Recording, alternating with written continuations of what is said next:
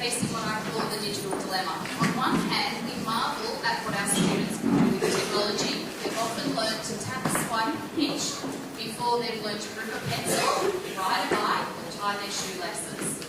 They're usually the IT help person in our classroom when the interactive whiteboard doesn't connect, the printer won't work. They're our help person.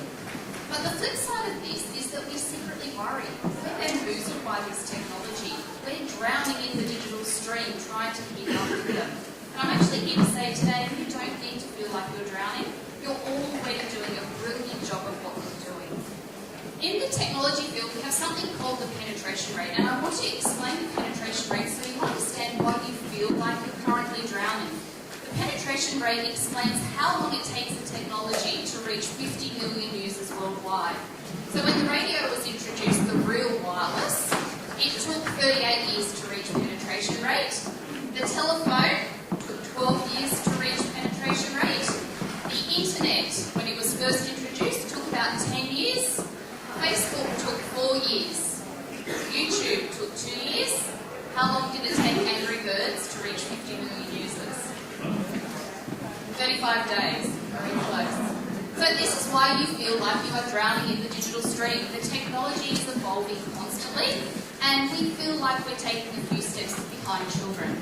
But what I want to say today is that it really isn't about the technology. It's one piece of the puzzle. It's one of what I think are 4 essential components. I'm going to talk to you today in terms of ingredients, because I really love to cook. And as Kevin explained this morning, we like to connect to stories. So I'm a baker, and for those of you in the room, yes, I do own a Turramurra. So I'm a Turramurra baker, and I'm going to relate things back to the cooking. So what are the 4 essential ingredients? And I'm going to share with you what I've observed from my experience, from a really privileged experience of being a fly on the wall in lots of classrooms throughout Australia. I'm going to share with you what I'm actually seeing occurring in classrooms that is really, truly transformational. When do we see teaching and learning change rather than technology just being used in a superficial or a contrived way? And I'm going to walk the talk, and instead of me standing here sharing the information, I'm going to really embody the 21st century teaching and learning that we talk about. And I'm going to invite a teacher and 2 students as well to come and join us here on the stage so that we can collaborate and so that we can communicate in different ways, so that they can also share their insights and their journey as they've embarked on this 21st century learning journey. And it is a journey, and that's important to note as well. I want to break the ice by asking, does anyone suffer from nomophobia? Because I know as teachers we all like to label conditions, and you can do a bit of a self-diagnosis here. This is that condition where you feel petrified when you've got halfway to school and you realise you've left your mobile phone at home. Yes, and some of us would drive back in horrendous Sydney traffic just to retrieve the device. Now, I'm saying this, and there are some guilty nods, I'm saying this not to suggest that the children we're working with are suffering from nomophobia, although we do know there will be some stage 3 students who definitely would be having nomophobia. Being detached from their device at school is like torture for some of them. But I use this to show you that technology is changing everything about our lives. Everything. It's changing the way we communicate. It's changing our attention spans. What's the average adult's attention span in 2012? Adults. That was 10 years ago. 10 years ago it was 12 minutes, it's now 5 minutes, the research is telling us.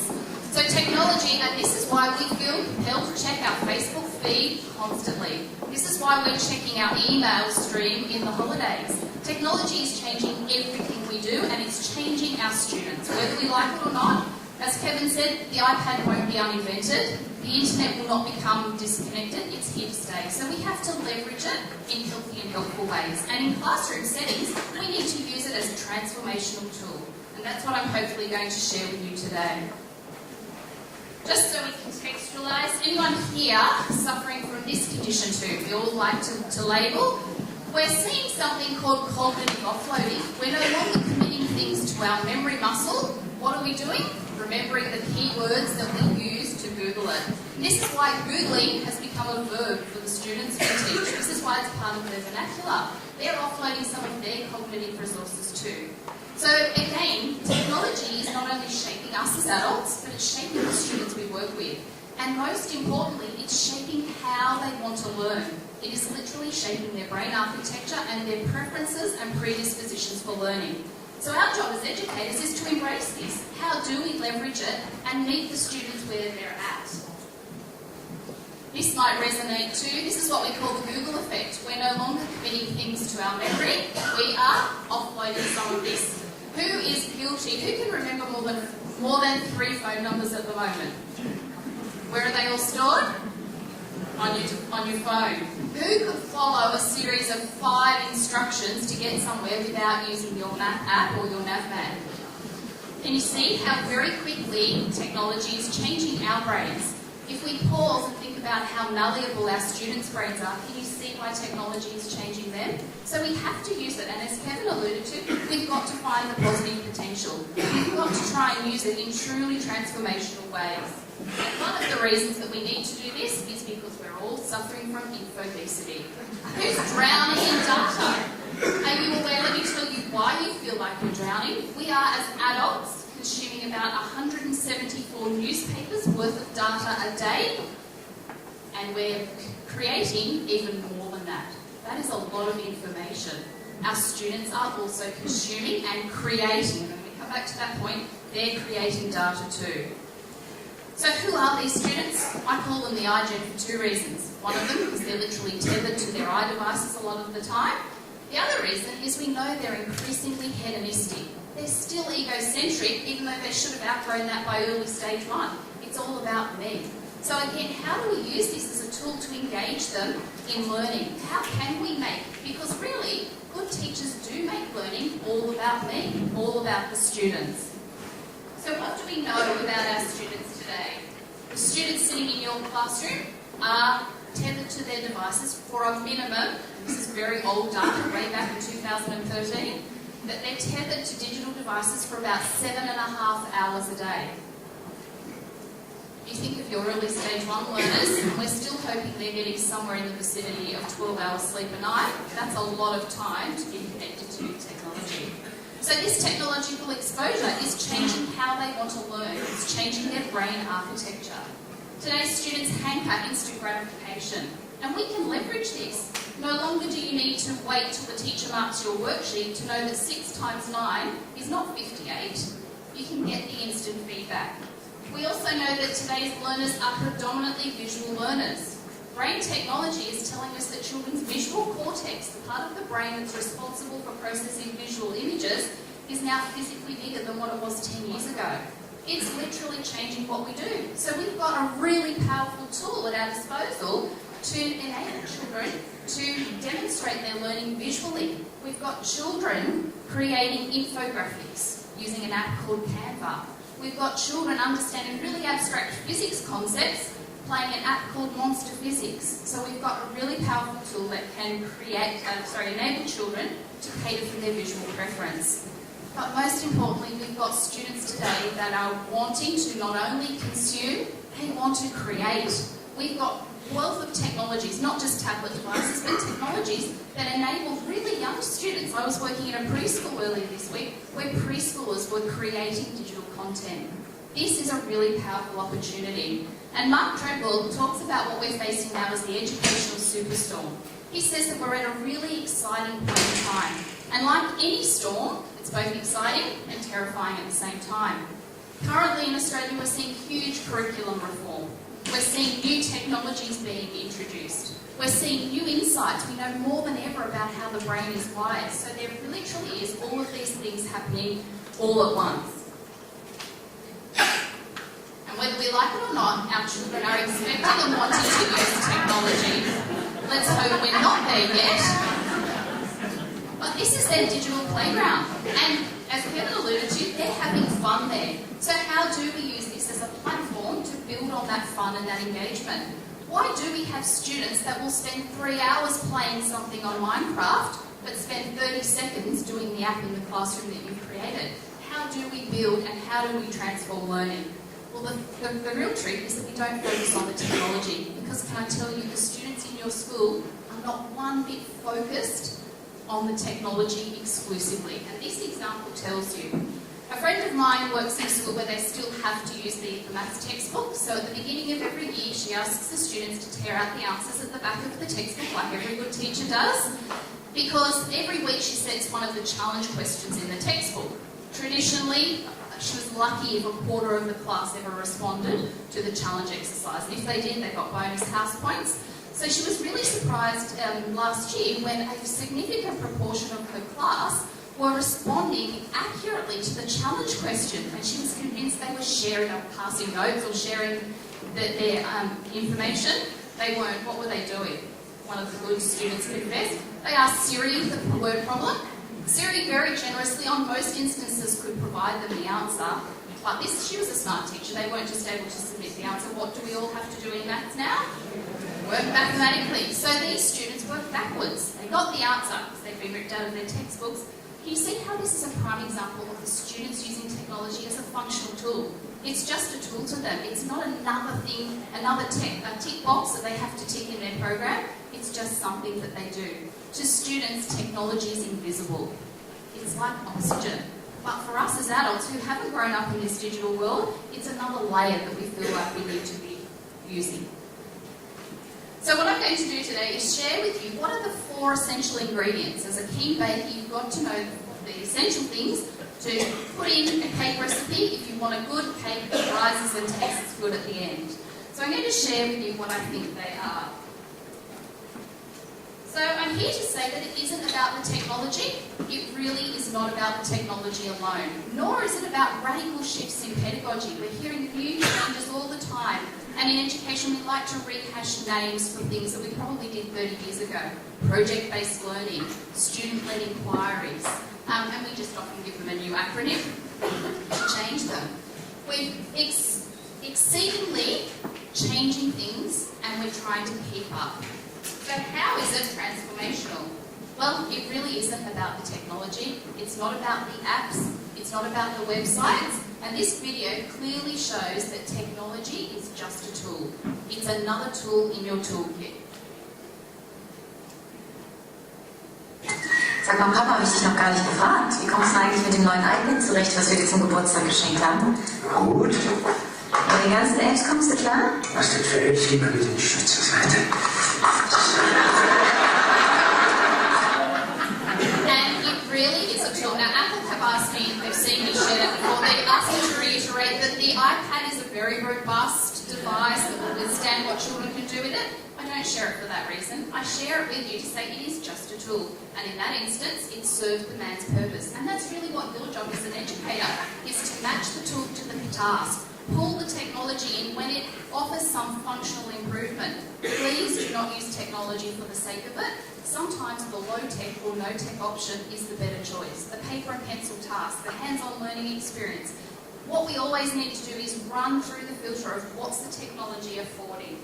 So it's not about the technology superseding the hands-on experience. In fact, we've got a new study that's come out of Carnegie Mellon University that shows that children actually learn better from what they call mixed modalities. They learn better with the screen and the hands-on experiences than what they do from either of those alone. So they actually did a study with 92 6 to 8-year-olds, and they looked at the learning games. And what's really interesting is that the children who use the real world and the virtual world together outperform their peers by 5 times on standardised tests. So we're seeing evidence that kids need the best of both worlds. So it's not about the technology superseding what children do. So we also know it's not about the apps. I'm often asked by schools, could you give us a list of apps that match all the key learning areas? It's really not about the apps. And what I'm seeing in lots of situations is where we're trying to massage apps into the curriculum and massage apps into our pedagogy. We don't need to start with the technology because it really isn't about the technology at all. It's just a tool, and it's another tool in your toolkit. You're the most essential piece as a teacher. What I'm also seeing is schools that are downloading hundreds of apps. They just proudly scroll through their device to show me the plethora of apps that they've got on their device. What I'm seeing really innovative schools do is have less. Less is more. We need to simplify, to amplify. Start and master a core set of apps. Become really proficient with them. Have your students become proficient with them and then move on. We also know from a neuroscientific standpoint that the human brain craves repetition. This is why young children want you to read the same book to them every night for 6 months in a row. Our brains are literally wired for repetition, so we need to use that in the context of using apps with students. We also know that it really isn't about the technology driving the curriculum. It is not about massaging the technology in. What I see happening in lots of schools that I'm calling forcible integration, where we're literally trying to push technology in where it doesn't meaningfully go. So again, going back to that idea of the low tech or no tech option is really important.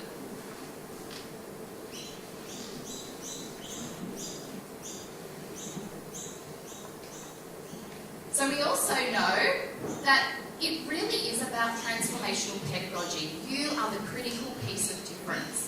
But innovative pedagogy is not enough alone. What we see is that real, true transformation occurs when we get the mixture of right pieces together.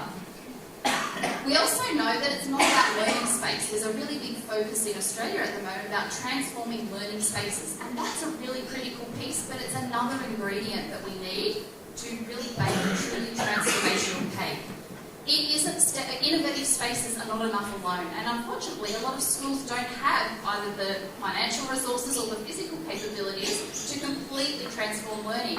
Can I tell you, having been a fly on the wall with lots of classrooms, I've been in really innovative, groundbreaking classrooms where there's really traditional didactic pedagogy and a little bit of technology. Equally, I've been in really traditional square box classrooms that have been configured very slightly and have seen the most incredible, truly transformational teaching and learning taking place. So what is it? What really does lead to transformational teaching and learning? I'm sure many of you are familiar with Matty Collier's model, the TPAC model, and it looks at how do we integrate technology. And these are some of the essential ingredients. And when I talk to teachers, I think it's really assuring for teachers because it's not all about the technology. Good teachers, and when we transform learning, we start to integrate our content knowledge and our pedagogical knowledge. These are what I call traditional teachers. This is your zone of genius. These are your superpowers, what you're really good at. Can you see how the technology is just one piece in that? So having worked here with the teachers at Turramurra North and with teachers throughout the country, I've come together with a bit of an adaptation of this model and said that for learning to be truly transformational, we need 4 essential pieces. Whether we love it or loathe it, the curriculum is here to stay, and it's part of the piece, but it's not the driving piece. So what we tend to do is we start with the curriculum. We have content, knowledge and skills that we're obliged to teach.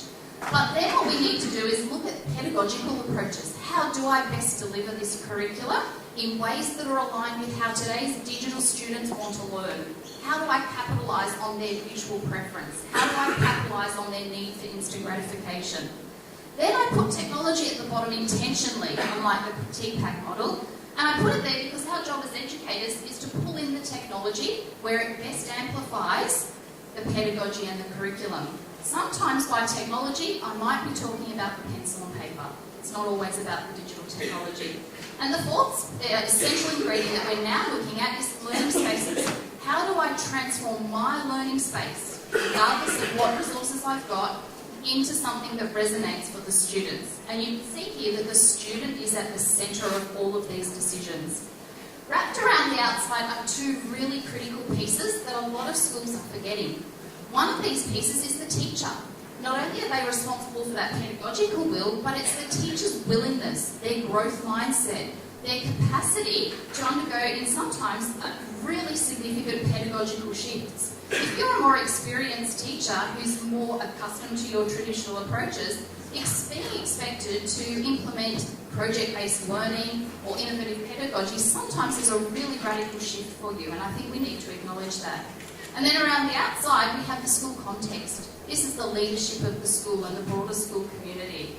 So I'm going to invite Alex, Brice and Karen to come up to the stage. And these are the people doing the hard yards. These are the teachers and the staff that are actually implementing transformational learning here at Turramurra North. So I'm going to get them to share some of their experiences, which you don't need to hear from me, but see through their eyes how they've started to implement truly transformational learning, because that's what I'm seeing here at Turramurra North. So we're going to dissect each of the pieces, and the first piece is the what do I have to teach, because the curriculum is in fact what I call the springboard for learning. It's not a cage. Often we see the curriculum as a prison or a cage. I see it as a springboard. It's your launch pad from where you go. So this is what we have to teach. It's a bit like the skeleton for the learning experiences that we'll provide. So in terms of cooking, it's the list of ingredients that you need. What do you have to include in your cake so that it will rise and not be a flat biscuit instead of a sponge cake? You can't leave out the baking powder and still expect the cake to rise. So the curriculum tells us all the things that we need to cater for.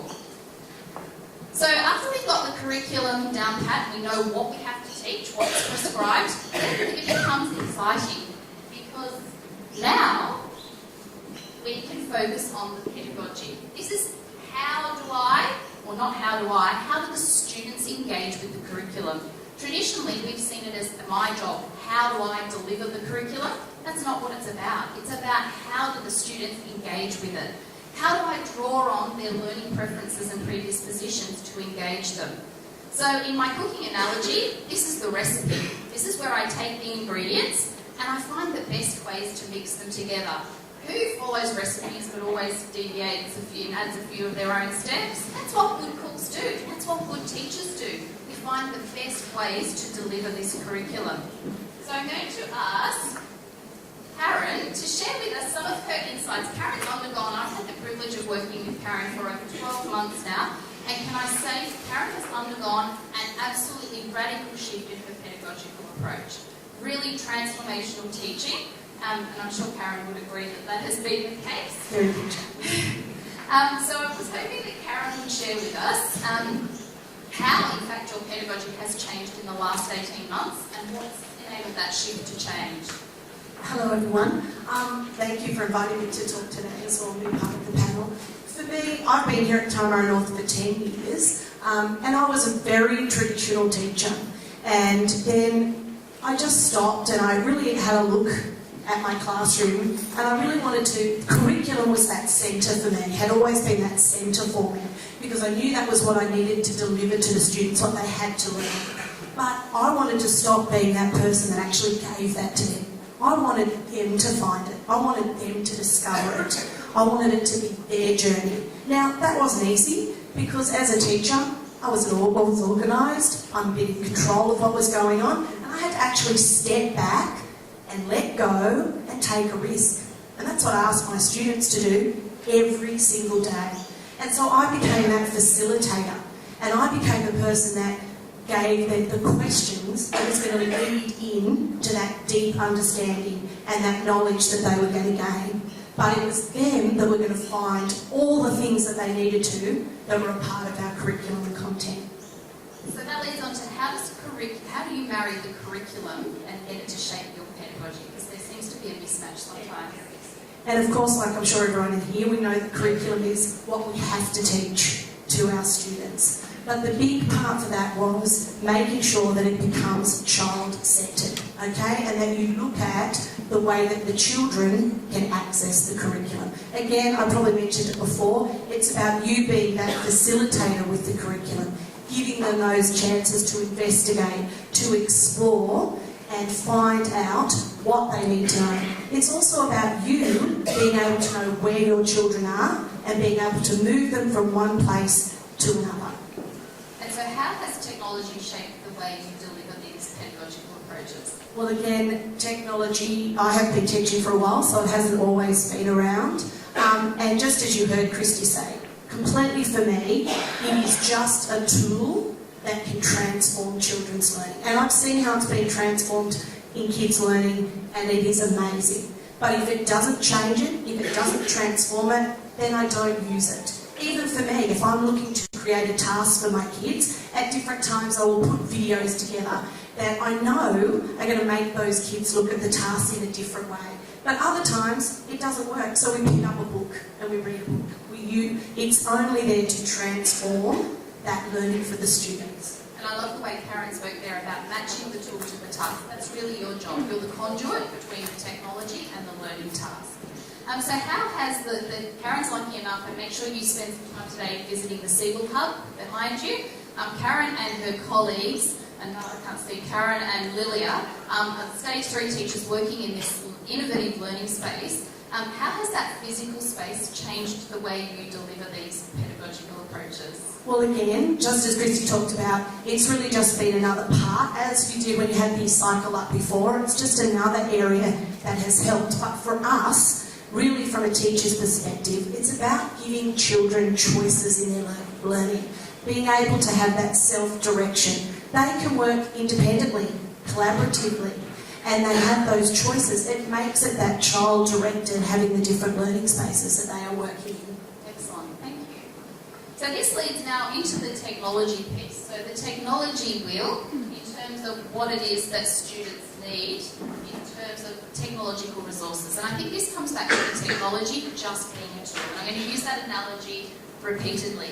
Now, Alex is now a secondary student and was at Turramurra North when they didn't have the Learning Hub. He was in a traditional classroom, but where they started to introduce more innovative pedagogical approaches and the technology. So Alex is going to share with us some of the ways he used iPads when he was here in Year 6 and how that was perhaps different to his more traditional experiences prior to being in a Year 6 classroom. Well, one of the ways the iPads helped a lot was because we didn't have computers for everybody in the classroom. So the iPads allowed us on projects and just everyday classwork to research all like the work, and so that we all kind of found different research. And by researching, we actually understood it, and then a lot of the projects we could put into our own words, which meant that we weren't being told, like we weren't just answering questions, we were actually writing down what happened. Excellent. So you're using a lot of 21st century learning skills like being creative, critical thinking, communicating and collaborating. How have these skills been helpful to you now that you're a Year 7 learner?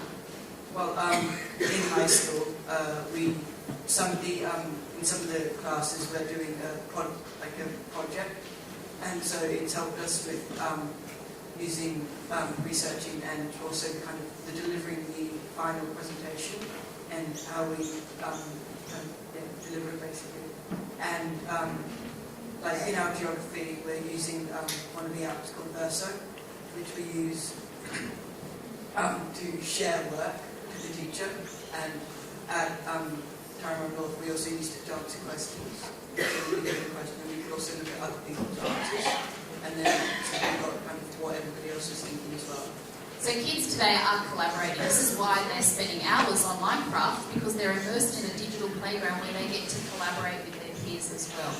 Excellent, thank you. So kids today are not only wanting to consume, but they're wanting to create content, and they're doing this at home in their leisure time. We're seeing great examples where children are engaging in true transformational teaching and learning. Here we have an example of a student using a very popular app, Doing, and this student created a video explaining everything that they knew about a particular planet they had been researching. This was an art creation, a digital art creation that the child had created as their backdrop. They then filmed a video with them delivering their information report of their planet playing in the background. This was truly transformational for these students. These students were able to create content that truly showed what it was that they learnt, as opposed to demonstrating their knowledge in a pencil and paper task. We've also got students today that want to collaborate. They want to work in groups and in teams, and technology provides a great way to do this. Has anyone seen the Osmo device? This is a brilliant app and device that lets children naturally collaborate. That's not going to play. I'll come back to that if we get time. We've also got children that are wanting to use technology to communicate in totally different ways. I'm sure some of you have seen Aurasma, and this is an augmented reality app that can turn any object into the launch pad for any sort of digital resource. So in this instance, children had made traditional posters, and when the Orasma app scanned them, up popped a video explanation of the child providing supplementary information. In Karen's class here in kindergarten last year, the kindergarten students did their traditional tearing activity, paper tearing activity, but it was accompanied by a QR code that had kindergarten students' voices recorded, explaining all of the information about owls and their habitats and their diets. Totally transformational ways for kindergarten students and empowering ways for them to share what they know. Kevin spoke about Skype being an underutilised resource. Can I tell you, in one school I saw it being used, it was used in the most incredible way with kindergarten students. In a school in Redfern, there were students that were kindergarten students looking at the topic, where did I come from, the book. But the countries of origin, is anyone else scarred by that book? Not just that all kinds of images for me. No, they were looking at countries of origin, and in this particular instance, the teacher had set up the classroom so that it looked like an aeroplane. So when the students came back in after morning tea, they sat down in the aeroplane, they opened up Google Earth, and they flew to each of the students' countries of origin, put a digital pin in, and the students were mesmerised. But the teacher had organised with one of the students' grandparents in Japan, because there wasn't too bad a time difference, to jump on a Skype call. So when they landed in Japan, they jumped on a Skype call, and this particular grandfather took the children on a tour of his very traditional Japanese house, which these kindergarten students in Redfern were really impressed by. But because the Wi-Fi was so incredible, he then said to them, would you like to go for a walk down the street? So here these children were sitting in Redfern, going for a walk, exploring a traditional Japanese suburb. Totally transformational ways of learning that the technology afforded. Can you see where the technology has added value in that context? And again, part of the whole suite of things. So we've also got children that still want to consume. They definitely do want to consume, but we've got innovative ways of allowing children to consume. We've got touch-responsive games where children can use their finger to do basically drill and practice worksheets, but in much more engaging and aligned ways with students. We've got augmented flashcards that literally bring traditional flashcards to life using augmented reality where characters can speak and say sounds. We just have to be really mindful that we're not always using chocolate-covered broccoli. Are we giving kids the digital worksheet? Kids are great broccoli detectors. They'll find it in your rich spaghetti sauce. They know that these are just games dressed up as, worksheets dressed up as games. We also have to be really, really mindful because these are the sorts of things where technology can become very addictive. If children are always gaming, they're getting little spurts of dopamine. This is why you feel compelled to check your email all the time. So the final piece in the puzzle is the learning space, the physical space where the learning takes place. And this is a really, really critical piece. And this is where a lot of us are getting caught because we say, I don't have an innovative space, I've got a traditional classroom. The cooking analogy, these are your oven settings. Cook the cake for too long or too hot, you'll burn it, you'll end up, instead of a sponge cake with a biscuit, this is where we've got to get the physical design right to enable the 21st century learning to take place. So Brice is a current Year 6 student, or I should say Stage 3, but Year 6 student in the SCIL Hub, and Brice is going to explain how he's been learning in different ways compared to how he had previously here at school. Well, I think it's pretty well said that learning can be divided up into, quite honestly, 3 different paths. Learning instructively, to learn collaboratively, or independently. And what I really like about these brain learning spaces is that each type of zone or area facilitates each one of these types of learning in a very specialised way. So it means that if I get given a task, I can not only learn in the way that I want, but in the way that it would suit the area. It's no longer having to move around the classroom to accompany for these different types of learning, but it's a very smooth transition throughout the area, which allows you to spend more time focusing down on your work in an area that suits the task you're doing. So are there any spaces in the hub that you prefer to work, and if there are, why do you like these spaces? I personally believe that I myself work quite well independently. Having an independent zone has been very well specialised for my learning in the way of how the furniture has been designed, where it's an area where I can sit down, focus directly on my work, and the way that the furniture has been shaped in a long desk with chairs facing away where you won't be distracted in these areas, so that I can work very specifically by myself. And having the furniture to assist that has been one of the biggest parts of having these dedicated areas. And I think that while there are a lot of children that work collaboratively, which I see using these alternate zones, and you're definitely seeing a very big increase in the way that they move towards these incredible projects that you've never seen before. So speaking of those projects, how has learning in the SCIL Club been different for you as a learner as compared to the more traditional classrooms that you've been used to prior to this year? Well, I think there are basically two big things that have been changed for me. One of them is the enthusiasm towards my learning.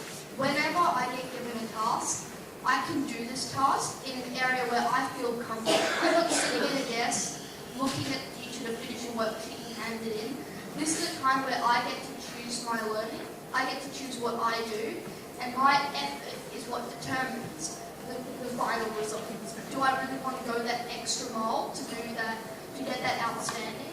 I do, and this is what's been the biggest change. Instead of just doing a worksheet and getting that 100 sentence, it's all about making that alteration. Excellent. And I think both Brice and Alex speak volumes for what can happen when we give children choice, tools, spaces, and pedagogical approaches that are congruent with how they want to learn. These are our digital natives. For many of us as adults, we're digital immigrants, and we're trying to enter this digital world with them.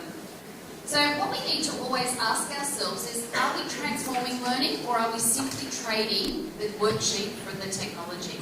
And as you can see today, it really isn't about the technology alone. It's about so much more than what we can do with just focusing on the technology.